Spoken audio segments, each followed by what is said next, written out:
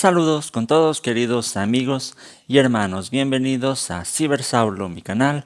Mi nombre es Hugo Vázquez y en esta ocasión continuamos con un estudio acerca del libro del profeta Isaías. En una ocasión anterior hice ya un video con una introducción al libro de Isaías. Les puedo dejar una tarjetita para que puedan mirar ese video. En esta ocasión vamos a hablar acerca del llamado que recibió el profeta Isaías. Esto está en el capítulo 6 de Isaías. Comenzamos con este capítulo, esta serie de videos, porque es precisamente aquí donde Isaías recibe su llamado. Posteriormente, si es pertinente, regresaremos a los primeros capítulos del libro. En Isaías capítulo 6, en los versículos desde el 1 hasta el 8, dice lo siguiente. En el año de la muerte del rey Usías, vi al Señor excelso y sublime, sentado en un trono. Las orlas de su manto llenaban el templo. Por encima de él había serafines, cada uno de los cuales tenía 6 alas, con 2 de ellas cubrían el rostro, con 2 se cubrían los pies, y con 2 volaban. Y se decían el uno al otro, Santo, Santo, Santo, es el Señor Todopoderoso. Toda la tierra está llena de su gloria. Al sonido de sus voces se estremecieron los umbrales de las puertas y el templo se llenó de humo. Entonces grité, ¡ay de mí, que estoy perdido! Soy un hombre de labios impuros y vivo en medio de un pueblo de labios blasfemos. Y no obstante, mis ojos han visto al Rey, al Señor Todopoderoso. En ese momento voló hacia mí uno de los serafines. Traía en la mano una brasa que con unas tenazas había tomado del altar. Con ella me tocó los labios y me dijo, mira, esto ha tocado tus labios, tu maldad ha sido borrada y tu pecado perdonado. Entonces oí la voz del Señor que decía, ¿a quién enviaré? ¿Quién irá por nosotros? Y respondí, aquí estoy, envíame a mí. Este pasaje comienza hablándonos acerca de la muerte del rey Usías. La historia de este rey lo podemos encontrar en 2 de Crónicas, capítulo 26. Este fue un tiempo de mucho conflicto para el pueblo de Israel. Nos encontramos en medio de la conquista del imperio asirio, especialmente en el reino del norte. En este texto, Isaías nos cuenta que en el tiempo que murió el rey Usías fue cuando él tuvo una visión de la majestad de Dios, y como leímos es uno de los pasajes más hermosos en toda la Biblia que nos muestra a Dios en su majestad, en su santidad. Esto es muy interesante y vamos a ver algunos puntos importantes de este texto. Primero, este texto nos habla de la soberanía de Dios. La imagen de Dios sentado en un trono es una imagen que muestra a Dios precisamente como rey. Él es el soberano, Él es el dueño de todas las cosas, Él es quien tiene el control de todo. Y el contexto que habíamos comentado en el que nace este pasaje es muy importante porque es precisamente después de la muerte del rey. Un rey, Usías, que había comenzado su reinado con una muy buena relación con Dios. Por ejemplo, en 2 de Crónicas 26:4 dice, Usías hizo lo que agrada al Señor, pues en todo siguió el buen ejemplo de su padre Amasías. Pero con el tiempo, Usías se apartó de la ley de Dios y terminó haciendo cosas que a Dios le desagradan. En 2 de Crónicas 26:16 dice, sin embargo, cuando aumentó su poder, Usías se volvió arrogante, lo cual le llevó a la desgracia. Se rebeló contra el Señor, Dios de sus antepasados, y se atrevió a entrar en el templo del Señor y quemar incienso en el altar.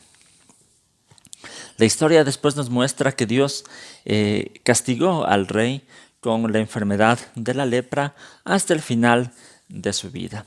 Esto al pueblo le debe haber despertado bastante preocupación, bastantes inquietudes. Tal vez muchos de ellos estaban diciendo, ¿en quién podemos confiar? Si aún el rey, que parecía estar en buena relación con Dios, terminó haciendo lo malo y Dios lo castigó. Tal vez el pueblo decía, ¿qué vamos a hacer nosotros si ya no tenemos al rey? De pronto, el mismo profeta Isaías tal vez se sentía desconsolado por esto. Pero Dios le muestra una visión y le muestra que Él mismo es el rey, que es un rey que nunca va a morir, un rey que nunca le va a fallar a su pueblo, un rey que es soberano de todas las cosas. Entonces, lo primero en este texto es reconocer que aunque los hombres nos pueden fallar, aunque no podemos confiar en las autoridades, en los líderes, tenemos un Dios que es rey, un Dios que está sentado en el trono, un Dios que es soberano. Y no hay para nosotros seguridad más grande que saber que Dios tiene el control de todo, aun en las circunstancias más difíciles de nuestra vida, podemos comprender que nada se escapa de la autoridad de Dios. Recordemos las palabras de Jesús ante Poncio Pilato en Juan 19:11. Jesús le dice, no tendrías ningún poder sobre mí si no se te hubiere dado de arriba, le contestó Jesús. Por eso el que me puso en tus manos es culpable de un pecado más grande. Entonces lo primero es la soberanía de Dios. Lo segundo que vemos en esta visión es la santidad de Dios. En los versículos 2 y 3, Isaías nos cuenta que vio a estas criaturas, a quienes se les llama serafines. Esta es la primera vez que se usa esta palabra en la Biblia para referirse a seres celestiales. La palabra en el idioma hebreo es saraf, viene del término saraf, que es un poco difícil la traducción, pero tiene que ver mucho con fuego que arde. Por eso también se puede traducir serafín como ardiente, algo que es ardiente. Es la misma palabra que se usa para referirse a las serpientes que mordieron en el desierto a los israelitas en Números 21, que se dice también que eran serpientes ardientes. Ahora, es importante tener en cuenta aquí que se trata de una visión profética en la que muchos de estos elementos obviamente son simbólicos. Por tal razón, es difícil clasificar este tipo de seres como un tipo específico de ángeles, ya que las características que nos muestra el texto, que tenían 6 alas, pueden significar más bien elementos simbólicos. Por ejemplo, las 2 alas usaban para cubrir su rostro, que puede significar que aún ellos no se sentían con la libertad de poder mirar a Dios. ¿Sí? Por eso cubrían su rostro. Otras 2 alas cubrían sus pies. Tal vez es una forma de mostrar que ellos no estaban en la posición de enorgullecerse de sus obras, de las cosas que ellos hacen. Entonces, esto es muy importante en la visión que nos muestra Isaías. Pero la situación es que estos seres celestiales estaban entonando una canción en donde ellos decían, Santo, Santo, Santo es el Señor. Santidad de Dios significa que Él está apartado de toda maldad. Él está apartado del pecado. Dios es puro y por esta razón el ser humano se encuentra también apartado de Dios, porque el ser humano es pecador y sabemos que nada impuro habita junto a un Dios que es puro. Entonces esta visión es muy importante para comprender la santidad de Dios. Pero la pregunta entonces es cómo hoy nosotros podemos acercarnos a Dios y cómo hoy podemos nosotros también comprender la grandeza y la santidad de Dios. Recordemos que la Biblia nos muestra que la forma en la que nosotros podemos tener acceso a Dios es solamente en Jesús, solamente por el sacrificio que Jesús hizo por nuestros pecados. De esa forma tenemos acceso a Dios. Jesús dijo: yo soy el camino, la verdad y la vida. Nadie llega al Padre si no es por medio de mí. Y también nosotros, al estudiar la Biblia, al estudiar la palabra de Dios, podemos también tener una experiencia con la grandeza, con la santidad de Dios, y reconocer que si hoy podemos tener una relación con Él es solamente por su gracia. Lo siguiente que podemos ver en esta visión es la respuesta a esta visión. Cuando Isaías mira esta visión, él se da cuenta de lo pequeño que él era. ¿Sí? La primera reacción que él tuvo fue precisamente confesar su pecado. En el versículo 5 dice: entonces grité: ¡ay de mí que estoy perdido! Soy un hombre de labios impuros y vivo en un pueblo de labios blasfemos. Y no obstante mis ojos han visto al Rey, al Señor Todopoderoso. Entonces solamente al comprender la santidad de Dios es que nosotros podemos darnos cuenta de la magnitud de su pecado. Cuando Isaías se humilló delante de Dios, él reconoció su pecado, y es interesante que también reconoció el pecado de su comunidad. Al mismo tiempo que nosotros debemos reconocer nuestro pecado, también debemos darnos cuenta que vivimos en un mundo que está lleno de pecado, que está separado de Dios. Pero cuando Isaías confiesa su pecado, él experimenta el perdón de Dios. De la misma manera nosotros tenemos que humillarnos y confesar nuestro pecado delante de Dios. En los versículos 6 y 7 decía: en ese momento voló hacia mí uno de los serafines, traía en la mano una brasa que con unas tenazas había tomado del altar. Con ella me tocó los labios y me dijo: mira, esto ha tocado tus labios, tu maldad ha sido borrada y tu pecado perdonado. Podemos ver aquí cómo por medio de estas brasas de fuego el pecado de Isaías fue perdonado. Es interesante que en la Biblia muchas veces el fuego es un símbolo también del Espíritu de Dios. Entonces, cuando nosotros nos humillamos, pedimos perdón, es el Espíritu de Dios también que pasa a vivir en nosotros y nos ayudará a vivir una vida de santidad.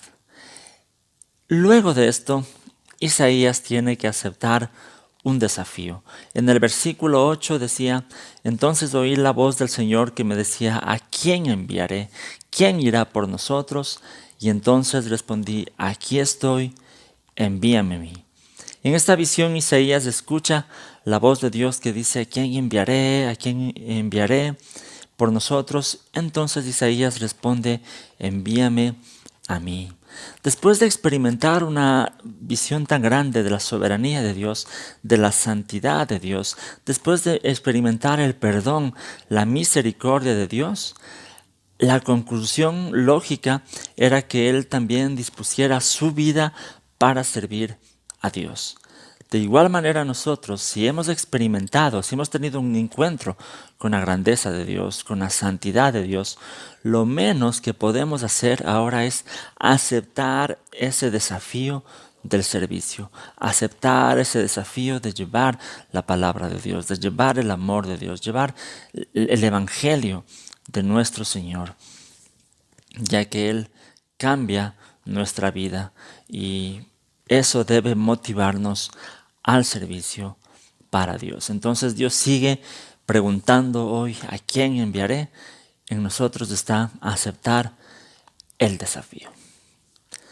Eso quería compartir con ustedes en esta lección del libro de Isaías. Cada lunes, Dios mediante, estaré publicando un estudio más sobre el profeta Isaías. Recuerden que los días miércoles estamos hablando de la epístola a los Efesios. También hay algunos temas interesantes sobre Efesios. Y los días viernes hemos comenzado ya un estudio sobre Romanos, que yo les decía es un poco más profundo porque iremos analizando Romanos verso por verso, debido a la importancia que tiene esta epístola al pensamiento cristiano en la teología cristiana. Entonces vamos a seguir con estos estudios bíblicos. Entonces, yo les invito a que se suscriban al canal, les invito a que le den clic en la campanita también para que YouTube les envíe una notificación cuando haya un video nuevo en el canal. Entonces, gracias por estar pendientes de estos videos. Recuerden que pueden seguirme en las redes sociales, mi página del Facebook que es Cibersaulo, mi blog personal que es cibersaulo.net. También tengo cuenta en el Instagram, en el Twitter, donde estoy compartiendo algunas cosas un poco más personales que si ustedes desean también pueden seguir estas cuentas. También recuerden que mi libro La búsqueda de Harris está disponible en la tienda de Amazon, tanto en una versión física como en una versión digital. Entonces, si les gusta este tipo de literatura, de ciencia ficción, de fantasía, con un mensaje espiritual en base al Evangelio, pueden adquirir este libro. De seguro les va a gustar y les va a entretener mucho. Por mi parte, muchas gracias, que el Señor les bendiga.